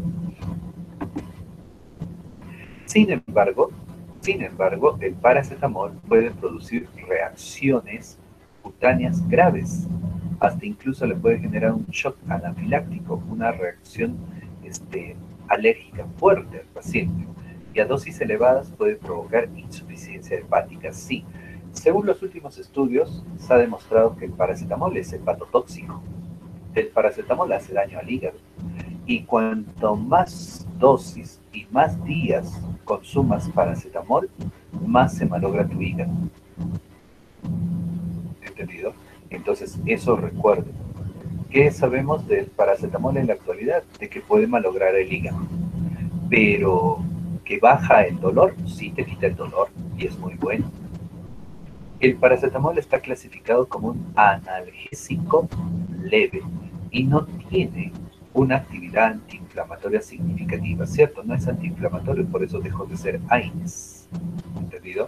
El paracetamol fue descubierto en Alemania en 1877 y es el medicamento más utilizado para quitar el dolor y la fiebre en todo el planeta. ¿Cómo trabaja el paracetamol? Actúa reduciendo la síntesis de prostaglandinas, es decir, disminuye la producción de prostaglandinas. ¿Por qué? Porque bloqueamos a la ciclooxigenasa. Muy bien, entonces el paracetamol disminuye la producción de prostaglandinas porque bloquea a la ciclooxigenasa. Ahora, otro detalle. Paracetamol tampoco malogra la coagulación de la sangre. ¿Por qué? Porque paracetamol no ataca a la ciclooxigenasa 1. Tampoco ataca al estómago. Entonces, una persona puede consumir paracetamol y su estómago no se va a quemar, porque el paracetamol no ataca a la producción del ácido, o perdón, a la producción del moco. No le hace nada, no le hace daño. Entonces el estómago sigue teniendo su moco protector, por lo tanto el estómago no se quema. ¿Entendido? Entonces paracetamol, recuerden, no quema el estómago, paracetamol no malogra la coagulación de la sangre. Lo único que malogra el paracetamol es el hígado.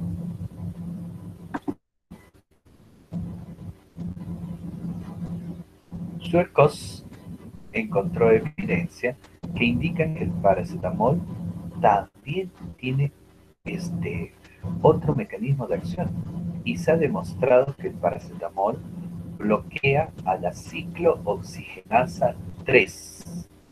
Nosotros las semanas pasadas hemos estudiado que existía la ciclooxigenasa 1, la ciclooxigenasa 2, ¿correcto? Pero ahora vamos a aprender de que existe la ciclooxigenasa 3.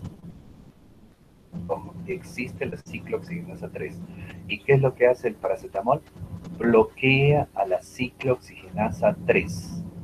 ¿Dónde se encuentra la ciclooxigenasa 3? La ciclooxigenasa 3 se encuentra a nivel de nuestro cerebro. Ojo, cerebro.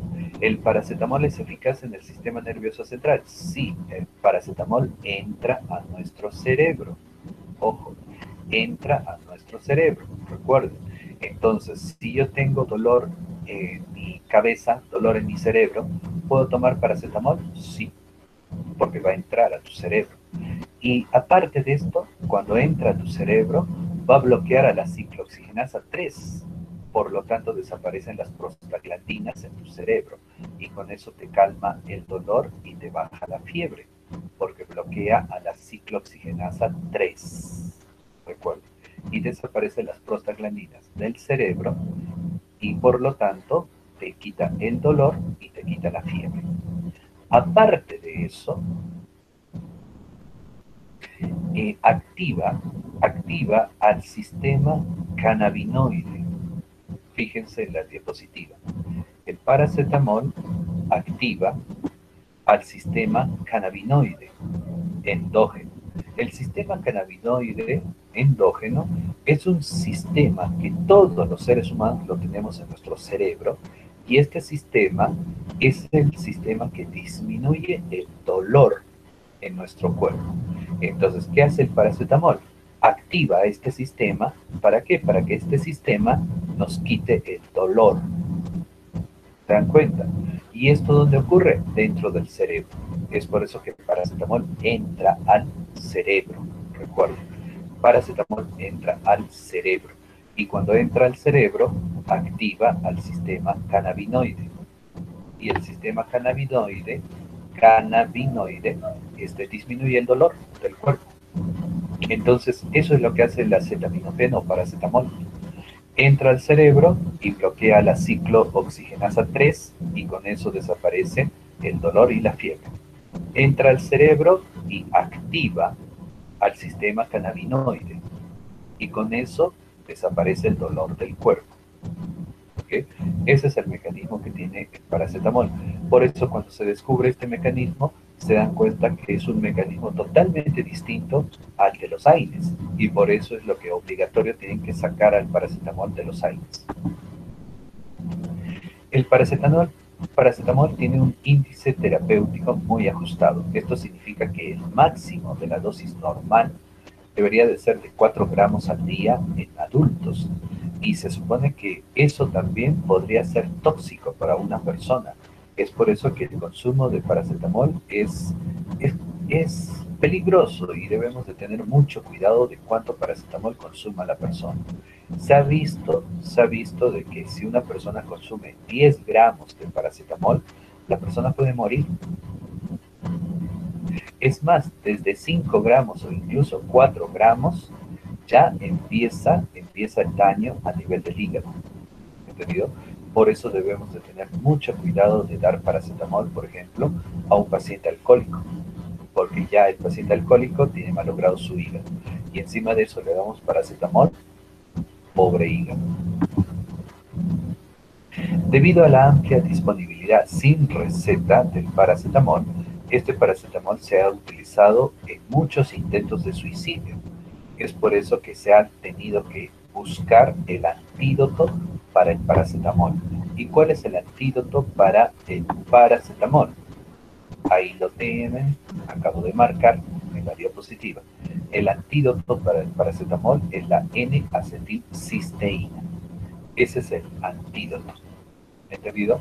Ahora, como se está viendo que la gente está utilizando este paracetamol sin receta médica y de que hay peligro de intoxicación, sobre todo hay peligro de daño hepático, la FDA ha pedido a todos los laboratorios que la dosis máxima de las tabletas de paracetamol lleguen solo hasta 650 miligramos y de preferencia que la persona tome menos de 650 miligramos.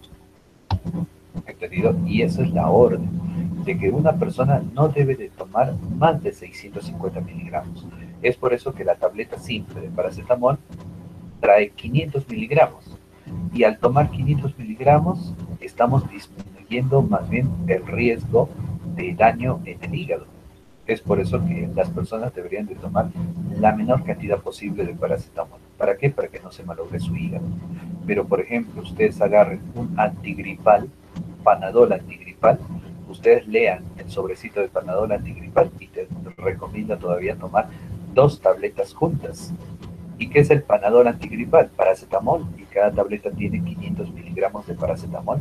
Si lo tomas juntas, estás tomando 1000 miligramos de paracetamol. Si con 650 miligramos o más el hígado se malogra, imagínate la persona que tome 1000. Y eso significa que el paciente está tomando 2 tabletas de paracetamol de 500. Ese es el gran problema.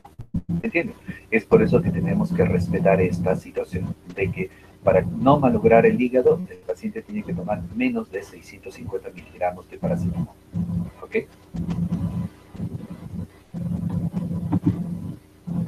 Muy bien. Eso entonces con respecto al paracetamol. Ahora cambiamos de fármaco. Y el otro fármaco que existe viene a ser la dipirona. La dipirona. ¿Y con qué nombre se vende la dipirona? La dipirona se vende como Novalgina, por ejemplo. Se vende como Metamizol, ahí está el centro. Y también se vende como Antalgina. Esa es la dipirona. ¿Okay? Muy famosas. Y de repente ustedes alguna vez han consumido este fármaco. No lo sé. El metamizol, ¿no? Metamizol, que ya es por costumbre, le decimos metamizol, también conocido como dipirona. Es un fármaco perteneciente a las pirazolonas, cuyo prototipo es el piramidón. Sí, pertenece a la familia de las pirazolonas, la dipirona. Es utilizado en muchos países como un potente analgésico, antipirético y espasmolítico. ¿Qué significa espasmolítico? Significa que la dipirona, ojo, la dipirona nos sirve para desaparecer los cólicos del cuerpo. Entonces, una persona puede desaparecer los cólicos con dipirona, porque la dipirona es espasmolítico. Ahora, el principio activo de la dipirona es el metamizol. Y este metamizol se vende de 2 maneras. Existe el metamizol sódico y existe el metamizol magnésico. Metamizol sódico y metamizol magnésico. La dipirona fue descubierta por un médico en Alemania en 1922 y cuando sale al mercado sale con el nombre de Novalgin, ¿no? Que nosotros le conocemos como Novalgina. Y estuvo durante décadas disponible sin restricciones, es decir, se vendía la dipirona sin receta médica, hasta que pasan los años y descubren las reacciones adversas de la dipirona. Al día de hoy siguen vendiéndose sin receta en algunos países, pero en los países desarrollados solo se puede conseguir dipirona con receta médica, debido a los efectos adversos que tiene la dipirona. Sabemos que la dipirona es un inhibidor de la ciclooxigenasa. La dipirona nos puede servir como analgésico. ¿Cómo trabaja la dipirona para quitarnos el dolor? La dipirona, jóvenes, para quitarnos el dolor, ¿qué es lo que hace? La dipirona bloquea a la ciclooxigenasa 3. A ver, voy a marcar. Bloquea a la ciclooxigenasa 3 a nivel central. ¿Qué significa esto? Que la dipirona está entrando al cerebro, o sea, metamizol entra al cerebro y en el cerebro te bloquea la ciclooxigenasa 3. Al bloquear la ciclooxigenasa 3 del cerebro, desaparece el dolor. ¿Ok? Luego, ¿qué más hace el metamizol? Metamizol activa, ojo, activa al sistema opioidérgico. Activa al sistema opioidérgico. Ahí estoy marcando en la diapositiva. El sistema opioidérgico es un sistema que lo tenemos todos en nuestro cerebro. ¿Y para qué sirve el sistema opioidérgico? El sistema opioidérgico es un sistema encargado de disminuir el dolor en la persona. Entonces, la dipirona, ¿qué hace? Activa al sistema opioidérgico. En otras palabras, hace trabajar más al sistema opioidérgico. ¿Para qué lo hace trabajar más? Para que desaparezca el dolor. Entonces, la dipirona hace trabajar más al sistema opioidérgico para que desaparezca el dolor del paciente. ¿Qué más? La dipirona también dentro de nuestro cerebro, la dipirona activa al sistema cannabinoide. Y el sistema cannabinoide está dentro de nuestro cerebro. ¿Cuál es la función de este sistema? Disminuir el dolor. Entonces a la persona también le disminuye el dolor del sistema cannabinoide. Y esa es la ventaja de metamizol en el ser humano. El metamizol entra a tu cerebro y bloquea a la ciclooxigenasa 3. Entra a tu cerebro y activa al sistema opioidérgico. Entra a tu cerebro y activa al sistema cannabinoide. Al tener esas tres acciones, la dipirona te quita el dolor. Y por eso es muy buena la dipirona quitándote el dolor. Recuerden eso, tiene tres mecanismos para quitar el dolor, la dipirona. Ahora, la dipirona puede irse a los órganos tipo intestino, estómago, al útero, por ejemplo, a la vesícula biliar, al riñón, o bueno, no tanto al riñón, sino a los conductos urinarios. ¿Y qué es lo que hace? La dipirona tiene efecto espasmolítico. ¿Qué significa tener efecto espasmolítico? Que la dipirona te quita el cólico. Efecto espasmolítico. ¿Por qué te quita el cólico? La dipirona llega hasta el músculo liso de estos órganos.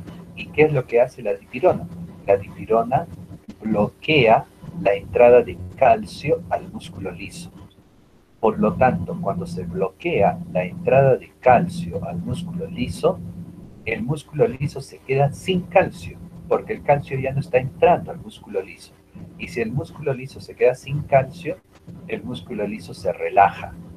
Y al relajarse el músculo liso, desaparece el cólico. De esa manera la dipirona te quita el cólico. ¿Entendido? Porque bloquea la entrada de calcio al músculo liso de los órganos que tienen el cólico. Ese es su efecto espasmolítico. Ahora, la dipirona también nos puede quitar la fiebre, y a eso le llamamos el efecto antipirético. ¿Y en qué consiste el efecto antipirético de la dipirona? De que cuando la dipirona o metamizol entra a nuestro cerebro, este metamizol bloquea a la ciclooxigenasa 3. La ciclooxigenasa 3 es bloqueada en nuestro cerebro y automáticamente disminuye la fiebre. ¿Entendido? Entonces, ¿dónde trabaja la dipirona? La dipirona trabaja en el cerebro y trabaja en el músculo liso de los órganos que tienen cólico. ¿Entendido? Eso es lo que hace la dipirona. Trabajar en nuestro cerebro y en el músculo liso de los órganos que tienen cólicos. Y de esa manera, la dipirona te quita el dolor te quita la fiebre y te quita los cólicos. ¿Están entendiendo? Por eso tener a la mano una ampollita de dipirona es muy importante, ojo, para poder atender a las personas, porque con la dipirona, imagínate, llegas con un cólico fuerte, le pones dipirona y le quita el cólico.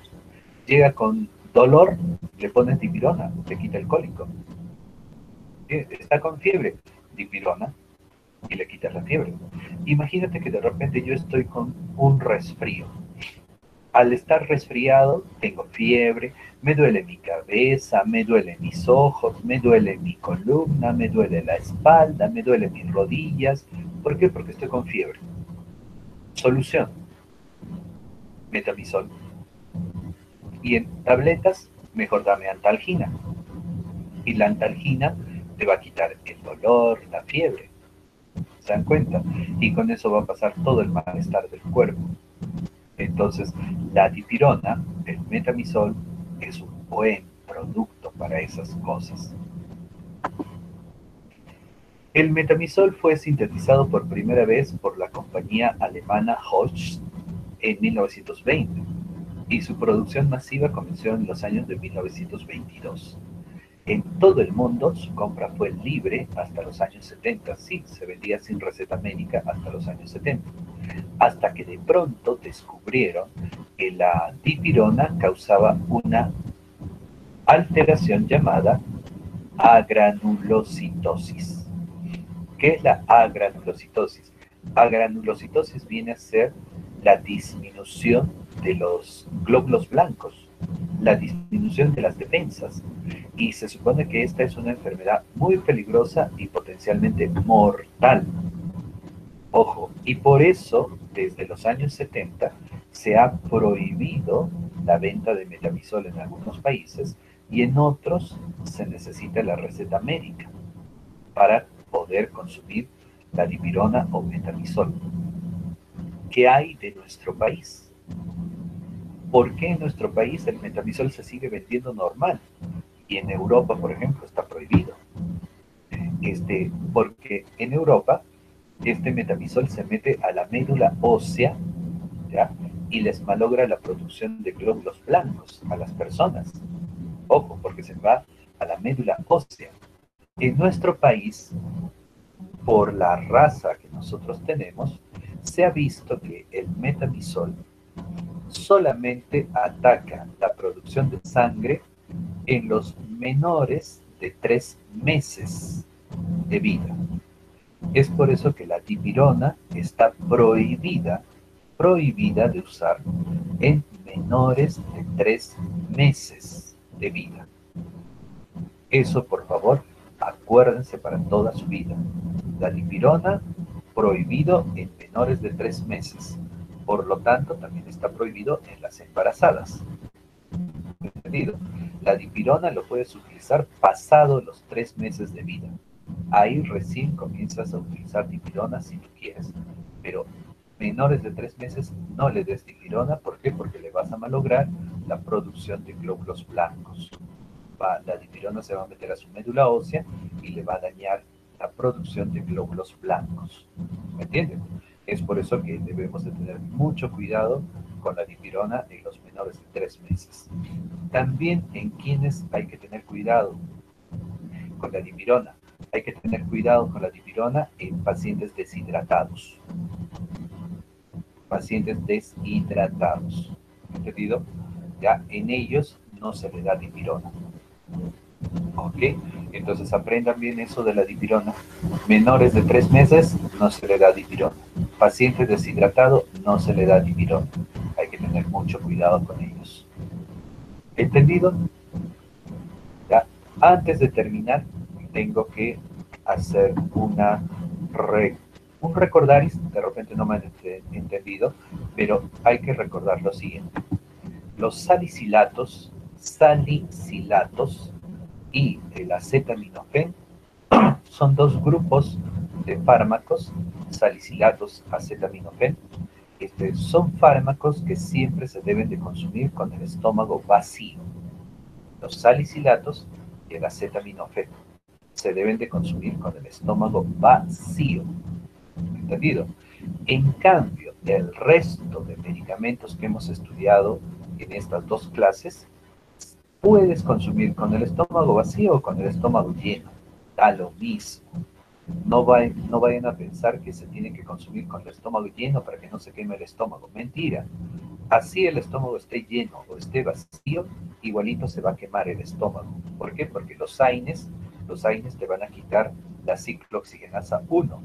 Y basta que te quiten la ciclooxigenasa 1, desaparece el moco del estómago. Así tú tengas comida en tu estómago, al desaparecer el moco del estómago, se quema la pared del estómago. La comida en el estómago no es protección de nada. Más bien, cuando hay comida en el estómago, la absorción de los medicamentos se demora. Es decir, si hay comida en tu estómago y tú tomas un medicamento, el medicamento se va a demorar en entrar a la sangre. ¿Por qué? Porque el medicamento tiene que pelearse con toda la comida que está dentro. Entonces, por eso a veces no es recomendado tomar medicamentos después de la comida. ¿Entendido? ¿Entendido? En el caso de los AINES, ya les he dicho, puedes consumir los AINES antes o después de la comida, da lo mismo. Pero los salicilatos y el acetaminofén siempre tiene que ser con estómago vacío. ¿Entendido? ¿Ya? Si eso no les había explicado, bueno, ahora ya lo tienen y está grabado en la clase. ¿Ok? Muy bien, jóvenes, con eso estamos terminando nuestra clase de hoy.